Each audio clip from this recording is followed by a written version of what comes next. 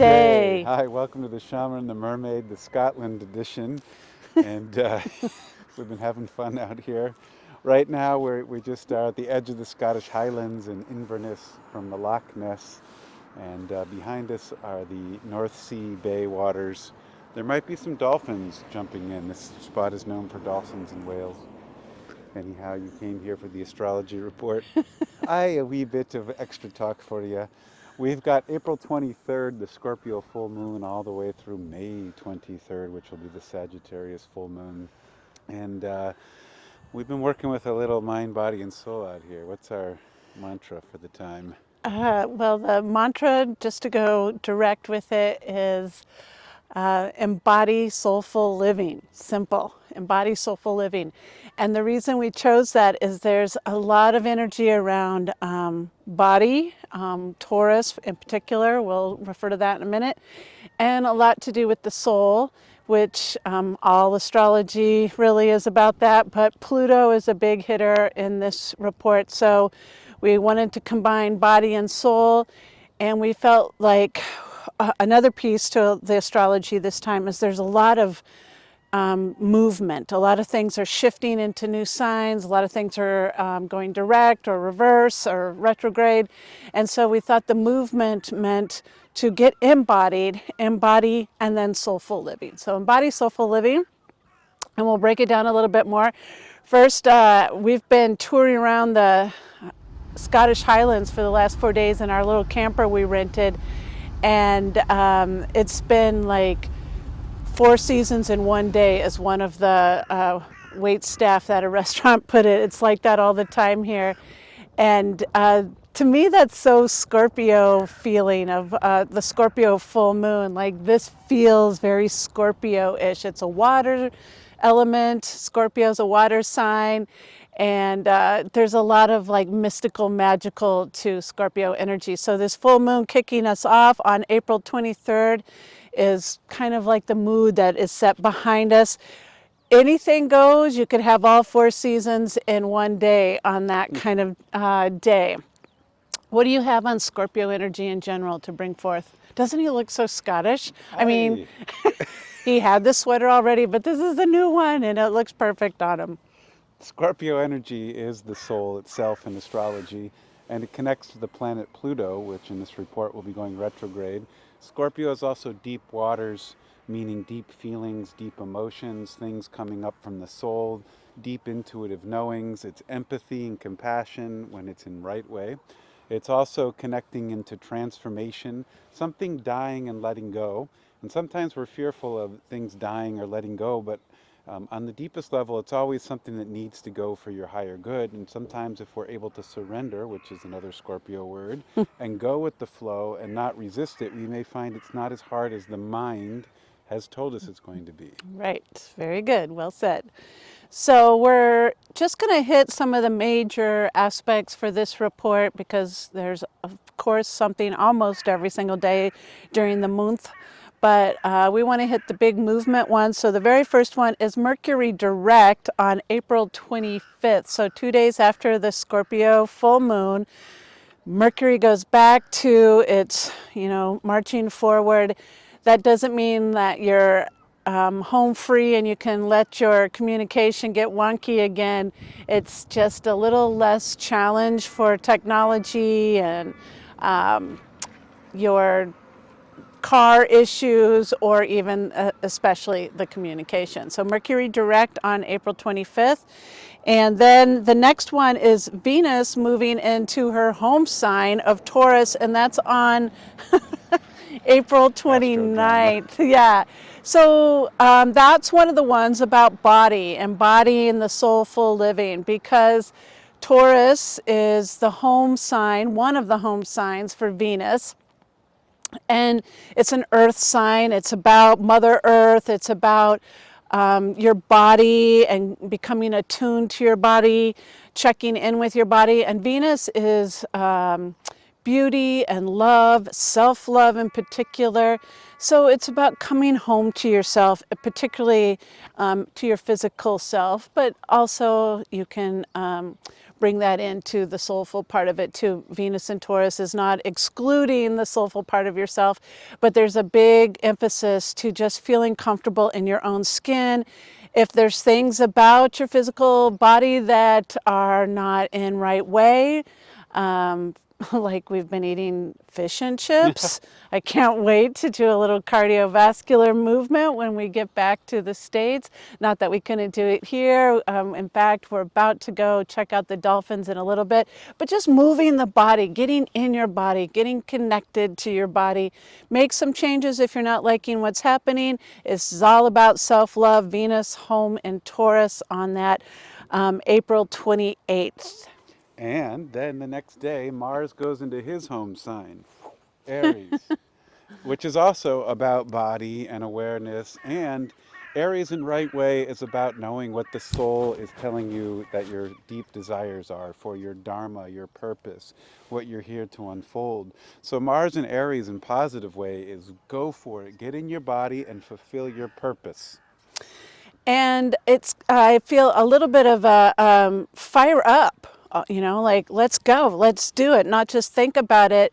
Maybe when Venus slid into Taurus, it's like, oh, let's pour a glass of wine and make a plan. And Mars sliding into Aries the next day is like, now put the glass of wine up and let's go actually take the walk. On the same day that Mars is going into Aries, this is another one for the soulful living. Venus is going to have a square with Pluto.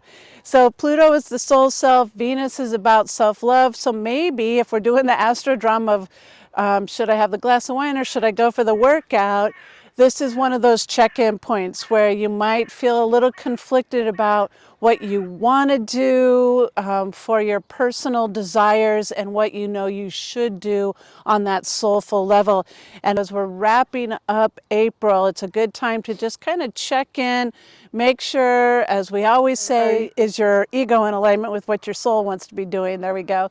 And so check on that throughout the report, because that's kind of what it's about. And if not, embody soulful living.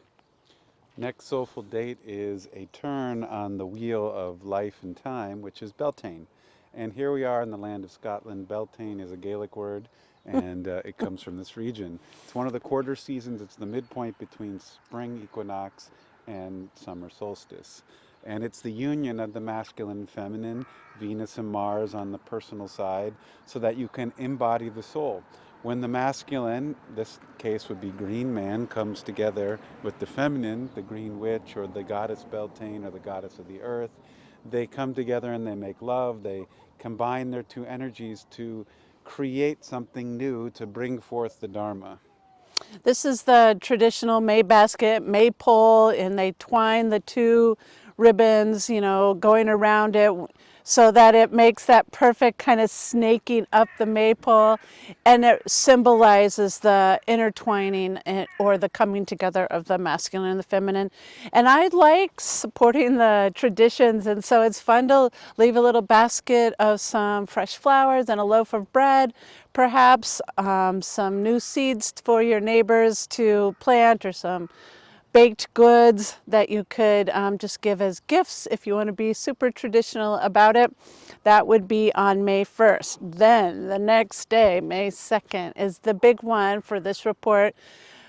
They're all big, but this is pretty big in that Pluto's going retrograde for its last time in the sign of Capricorn. So it's been kind of crisscrossing back and forth from Aquarius to Capricorn, Aquarius to Capricorn. So we've been getting a taste of Pluto going forward into the new era, the dawning of the age of Aquarius, and then it's been stepping back, and it's in the old patriarch, the Capricorn, the earth, the ways, the rules, and then it goes forward again, and it does some more like innovation. Let's check it out, technology, and then it goes back again, and this is its last back again, and it's going to stay in retrograde. It'll be in Aquarius for a while. It dips not till September into Capricorn. So we still have a flavor of the Aquarian energy, just retrograde. September-ish, it'll dip into Capricorn, scrape off some old crud there that might still be lingering, and then for its last time out of Capricorn, back into Aquarius, but not till about October of 2024. November after the election. November, right, right. Days, so it's in the old patriarch. Oh, it's during the election that we're in the old That is an patriarch. opportunity to clear something. Clear, right, yes, not fall back into our old ways, but to clear energy and move forward. Right, November, how could I have forgotten? It's around election day. So then, just keep that in mind that there might feel like some soul, I don't want to say soul regression, but you might be looking at some old things about yourself, some soulful memories that you're trying to clean up, clear up, and get to move forward on that final march when we come in November for that clearing. We're having a crow fest out here. It's part of that Scorpio full moon coming up. And then right after that, our next big one, there's lots of things. The Taurus new moon, so back to Taurus. That's May 7th. Taurus, give a little bit. Well, Katrina talked about in the beginning, Taurus is about body, values, personal attunement to love. So this new moon is a new chance to tune into, are you choosing things that are in alignment with your values, physically, mentally, emotionally? And a good check-in with this, is it in alignment with your intuition? The body is a good mark of intuition. People sometimes say, I can't tell in my head if it's my intuition or not. Well, then listen to your body. If your body is feeling at ease, you're probably in the flow. If your body's feeling anxious and stressed or resistant, you're going against something, or something's coming up for you to listen to. Listen to the body to know the soul. And Taurus is about land, ground, home. This is a good time for you to kind of do that spring clean if you haven't done it already. I know spring equinox was last month's report. But if you haven't really gone in and maybe even in the garden, done your spring cleaning, turning over the dirt and getting your hands in the soil, really good time for that. Of course, new moons, I always support that ceremony time, setting intention so that you can follow the moon cycle all the way around back to the dark moon that will come in a month's time. So getting ready for that The crows. Taurus new moon. And, you know, sometimes we think of the Taurus or Taurian energy like that stubborn bull. But I want to remind that the bull is strong, it holds its ground. It doesn't always have to be seen as that stubborn bull. It just knows its place and it stands its ground very strongly. And we've been seeing what they call coos here, but those big furry yak guys with the horns that are so stinking cute. And I look at that as that Taurian energy is like, they're just holding their space. They eat all day long. They're mowing the grass all around. They take a little nap every now and then. They get back up. They're solid.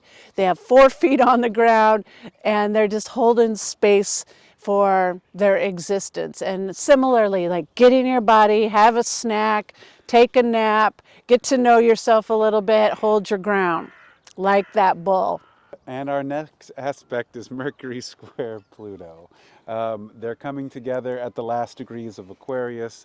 And what do you got on that one?